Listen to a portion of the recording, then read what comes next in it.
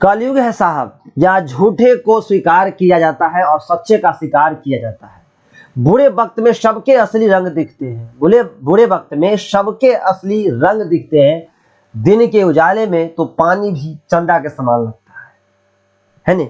तो चलिए आज हम आपके लिए लेकर के आए हैं क्लास 12th का हिंदी, यानी क्लास 12th यानी 2023 में जो बिहार बोर्ड का इंटर का एग्जाम होने वाला है, तो उसमें आप जानते हैं कि हिंदी के 100 मार्क्स के पेपर आते हैं और उस 100 मार्क्स में ऑब्जेक्टिव क्वेश्चंस का बहुत ही अहम रोल होता है।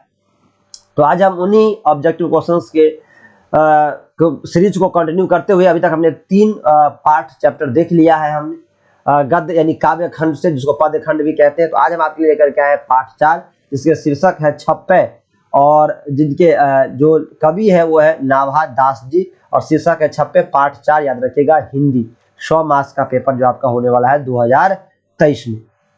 तो याद रखिएगा, पढ़ लीजिए, ये सबके लिए, साइंस कॉमर्स आर्ट्स सबके लिए ये मोस्ट VVI ऑब्जेक्टिव क्वेश्चन है जो आपके एग्जाम में आ सकता है। क्वेश्चन नंबर 1 देखिए क्या कह रहा है। क्वेश्चन 1 है, क्वेश्चन 1 शुरू करने से पहले एक बार आप जोर से नारा लगा लीजिए, भारत माता की जय, जय जवान जय किसान जय विज्ञान। क्वेश्चन नंबर 1 कह रहा है कि छपे शीर्षक का रचयिता कौन है? तो याद रखिएगा, छपे शीर्षक जो रचयिता है वो है नाभा दास। ऑप्शन नंबर सी हो जाएगा इसका सही आंसर, छपे नाभा दास का है। 2 देखिए, क्वेश्चन नंबर 2 क्या कर रहा है? 2 कह रहा है नाभा दास की कौन सी रचना है? तो याद रखिएगा, नाभा दास की जो रचना है वो क्या है? छप्पे है। ऑप्शन नंबर डी हो जाएगा इसका सही आंसर। ठीक है। 3 देखिए, क्वेश्चन नंबर 3 क्या कह रहा है? 3 है कि नाभा दास किस धारा के कवि थे? तो याद रखिएगा, नाभा दास जो थे वो शरद गुणोपासक राम भक्ति धारा के कवि थे। ऑप्शन नंबर 20 का सही आंसर हो जाएगा, 2019 में आया हुआ ये क्वेश्चन है। ठीक है। 4 में देखिए, क्वेश्चन नंबर 4 कह रहा है कि नाभा दास किसके समकालीन थे? याद रखिएगा, नाभा दास तुलसीदास के समकालीन थे। ऑप्शन नंबर सी होगा सही आंसर। ठीक है। 5, क्वेश्चन नंबर 5 है कि नाभा दास का जन्म कब हुआ था? तो याद रखिएगा, नाभा दास का जन्म हुआ था वो 1570 में, अनुमानित 1570 में हुआ था। ऑप्शन नंबर इसका बी होगा सही आंसर, बी याद रखिएगा, 70 में अनुमानित। 6 देखिए, क्वेश्चन नंबर 6 क्या कह रहा है? 6 कह रहा है कि किसकी कविता को सुनकर कवि नाभादास सिर झुका लेते हैं? है नहीं? किसकी कविता को सुनकर कवि नाभादास सिर झुका लेते हैं? तो याद रखिएगा, वो सूरदास की कविता है नहीं, सूरदास की कविता को। ऑप्शन नंबर ए इसका सही आंसर हो जाएगा। ठीक है, याद रखिएगा। ठीक है। क्वेश्चन नंबर 7 क्या है? 7 है, कौन सी रचना नाभादास की है? तो नाभादास की जो रचना है वो है भक्त काल। ऑप्शन नंबर 20 का सही आंसर होगा, भक्त काल। ठीक है। चलिए अगला हमारा क्वेश्चन नंबर 8 देखिए। क्वेश्चन नंबर 8 कह रहा है, क्या कह रहा है? 8 है कि नाभादास का स्थायी निवास कहाँ था? तो नाभादास जो थे उनका स्थायी निवास था वृंदावन। ऑप्शन नंबर ए इसका सही आंसर होगा, नाभादास वृंदावन के स्थायी निवासी थे।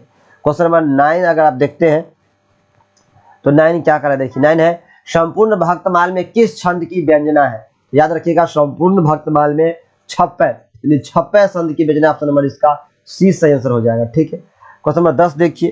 क्वेश्चन नंबर 10 है कि छप्पे कितनी पंक्तियों का छंद होता है? छप्पे होता है 6 पंक्तियों का छंद होता है। ऑप्शन नंबर सी इसका सही आंसर हो जाएगा। याद रखिएगा, 10 का सी सही है। 11 देखिए, क्वेश्चन नंबर 11 क्या कह रहा है? 11 है कि सूर्य के कवित्व को सुनकर सभी क्या करते हैं? सूर्य के कवित्व को सुनकर के सब सिर हिलाते हैं, सिर चालन करते हैं। ऑप्शन नंबर ए इसका क्या जाएगा, सही आंसर हो जाएगा। 12 देखिए, क्वेश्चन नंबर 12 क्या कह रहा है?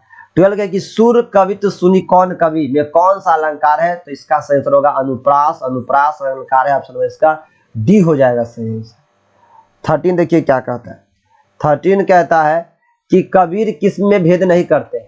तो कबीर किस में भेद नहीं करते हैं? याद रखिए, कबीर जो है सो अमीर गरीब में, सॉरी, हिंदू मुसलमान में भेद नहीं करते। ऑप्शन नंबर इसका डी से आंसर होगा, हिंदू और मुसलमान में। ठीक। क्वेश्चन नंबर 14 देखिए। क्वेश्चन नंबर 14 क्या कहता है? 14 कह रहा है कि नाभादास में जाति पाति एवं वर्णाश्रम का खंडन किस कवि के छप्पे में किया गया है? नहीं, नाभादास में जाति पाति एवं वर्णाश्रम का खंडन कबीर में किया गया है। 14 का सही आंसर होगा बी। याद रखिएगा, बी कबीर वाला में किया गया है। कबीर में कहा गया है कि हम जाति पाति को नहीं मानते और वर्णाश्रम का वो भी नहीं मानते। 15 देखिए। 15 नाभादास का उदय हिंदी साहित्य के किस काल में हुआ? तो भक्ति काल में हुआ था उनका उदय। ऑप्शन नंबर सी इसका सही आंसर हो जाएगा, भक्ति काल। ठीक है। 16 देखिए। 16 कह रहा है कि सबके हित का वचन कौन कहता है? पाठ के अनुसार सबके हित का वचन कौन कहता है, ये पाठ के अनुसार आपसे पूछ रहा था, याद रखिएगा। सबके हित का वचन कहता है कबीर, ऑप्शन नंबर बी होगा इसका सही आंसर। ठीक है, क्वेश्चन नंबर 17 देखिए, कानी का अर्थ क्या होता है? तो कानी का जो अर्थ होता है वो होता है विश्वास और प्रतीति, ऑप्शन नंबर डी होगा इसका सही आंसर, विश्वास और प्रतीति। 18 देखिए क्या कहता है, 18 कह रहा है कि नाभादास के दीक्षा गुरु कौन थे?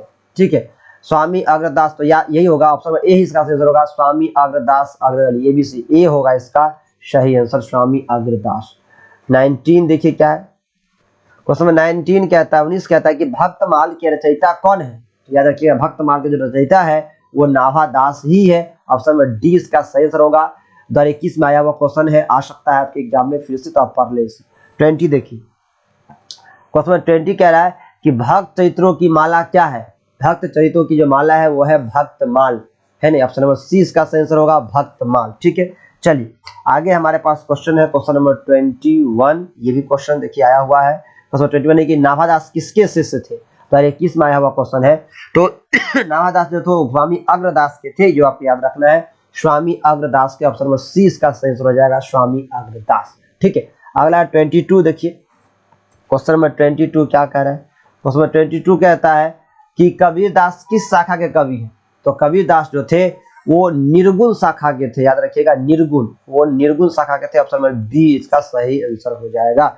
ठीक है, निर्गुण मतलब होता है कि जैसे कि चंदन लगा लेना, हाथ में कमर न ले लेना, ये सब मतलब आडंबर, उनको अच्छा नहीं लगता था। 23 देखिए क्या है, 23 कह रहा है कि नाभादास किस काल के कवि थे?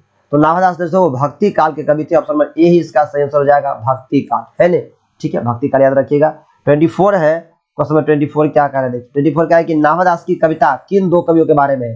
तो नाभादास की जो कविता है वो कबीर एवं सूरदास के बारे में, ऑप्शन नंबर बी इसका सही आंसर होगा, कबीर एवं सूरदास के बारे में। ठीक है, बी इसका सही हो गया। अगला 25 देखिए, क्वेश्चन नंबर 25 कह रहा है कि नाभादास का काव्य रचना क्षेत्र था। नाभादास कहाँ काव्य की रचना करते थे? ये आया हुआ 21 में क्वेश्चन है, तो वृंदावन क्षेत्र में, ऑप्शन नंबर इसका सी सही आंसर होगा, वृंदावन क्षेत्र में, है ने।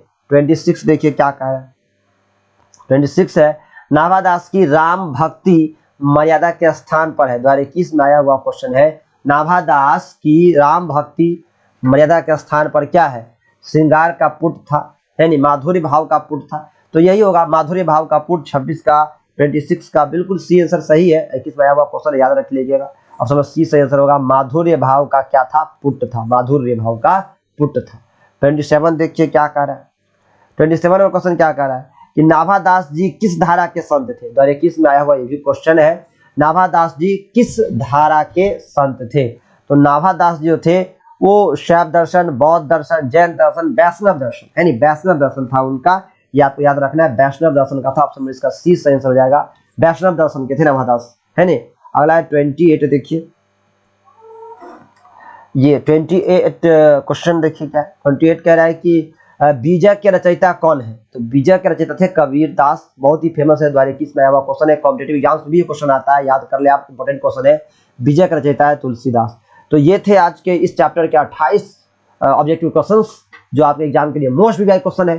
तो चलिए मिलते हैं अगले चैप्टर में, फिर से ऑब्जेक्टिव क्वेश्चन लेकर के, चैप्टर 4 में, सॉरी 5 में, ये था चैप्टर 4। तो तब तक के लिए बाय बाय, टेक केयर, पढ़ते रहिए। जय हिंद, जय भारत।